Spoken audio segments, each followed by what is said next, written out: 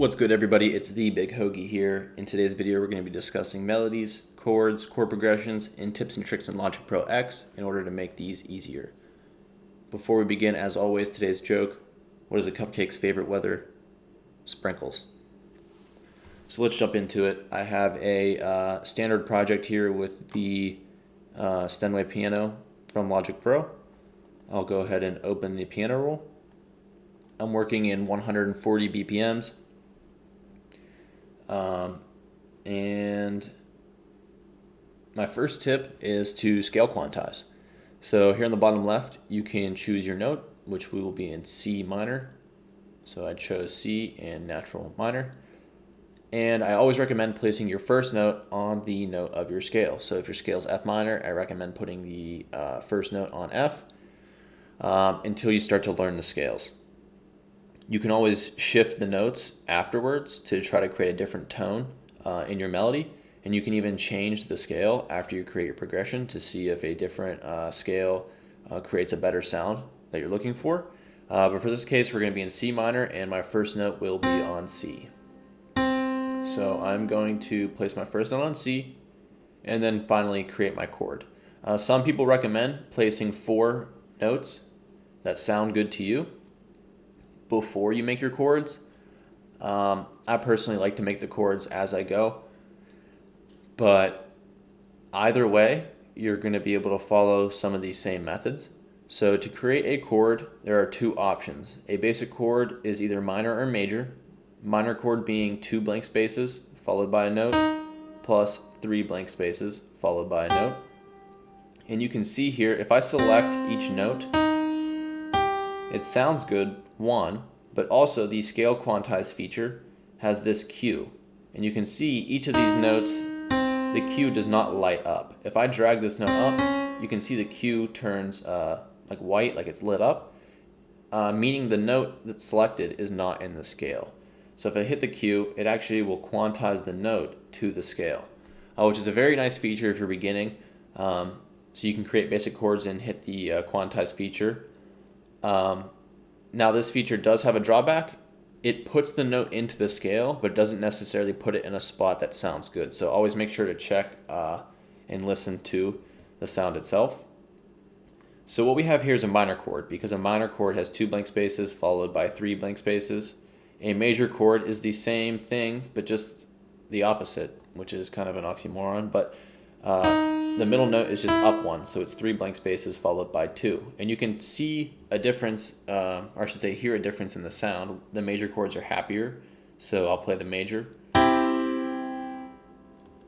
And I will move this down. One hotkey to move notes is Alt or Option key with the up and down arrow. So Option down moves the note down 1.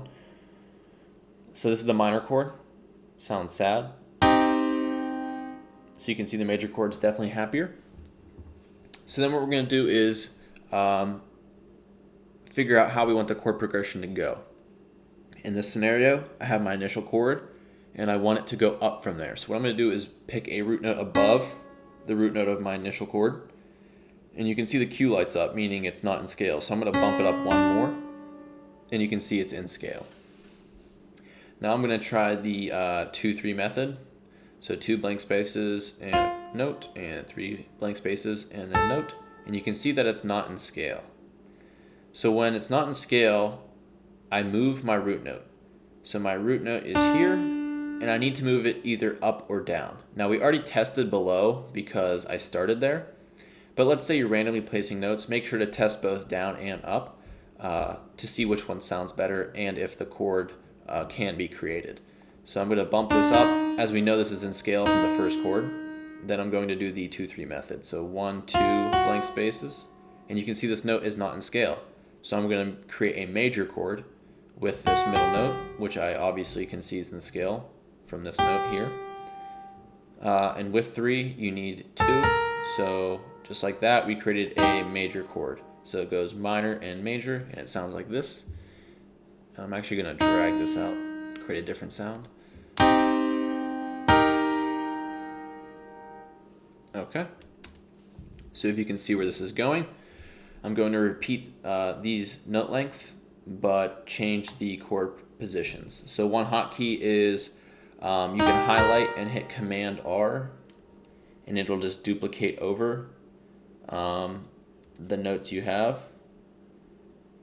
And one thing here too is, let me actually, if you drag the region, this is a little off topic, but it's a really important shortcut. So if you want to lengthen notes, so let's say you have these chords are this long and you have this gap and you want to fill the gap, you can highlight, hit Shift, and forward slash, which is the slash right above the return button on a Mac.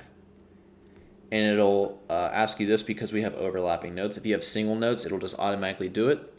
But since we have chords, it's asking us if we want to keep it to appear like chords or not, which we do. And you can see it automatically lengthens the notes. So that's a really important feature. But as I was saying, one shortcut is you highlight the notes you want and hit Command R, and it'll duplicate those over. Another option is to highlight, hold the Option or Alt key, click and drag while holding the key, release with the mouse, and then you can release with the Option or Alt key. If you release that before you release with the mouse, it'll just move over the notes that you were originally dragging. But yeah, so I want the same length, but I want to adjust these chords. So back to the progression.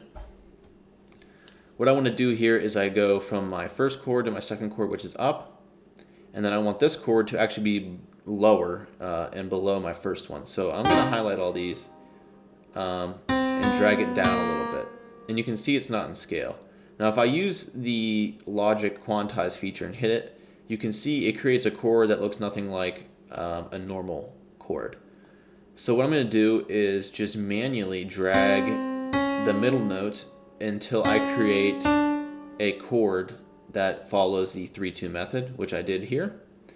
And now all the notes are in scale, and I can play what we have so far.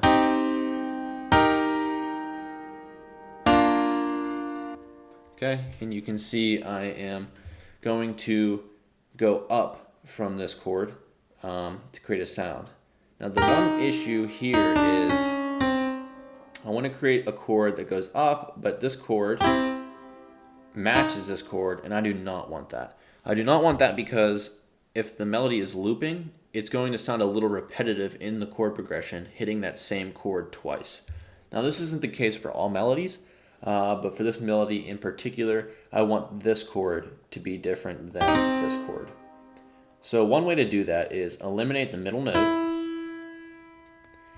and then bump, because I'm going up with the chord, I take this upper note and I move it up until it's in scale.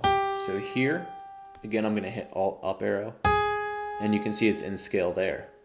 So I'm going to keep that, and then I'm going to find what notes exist in between that are in the scale, but not the same middle note as the first chord.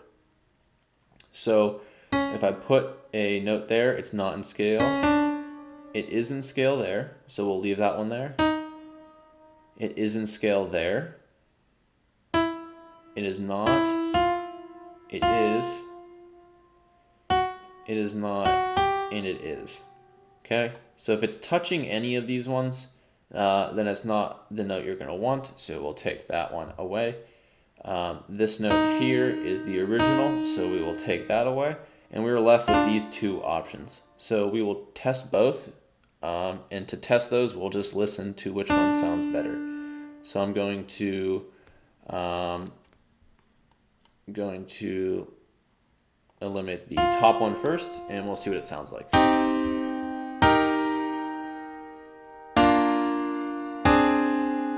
Okay, sounds like someone just threw the piano out the window onto the pavement. So we are going to try the other option and see what that sounds like.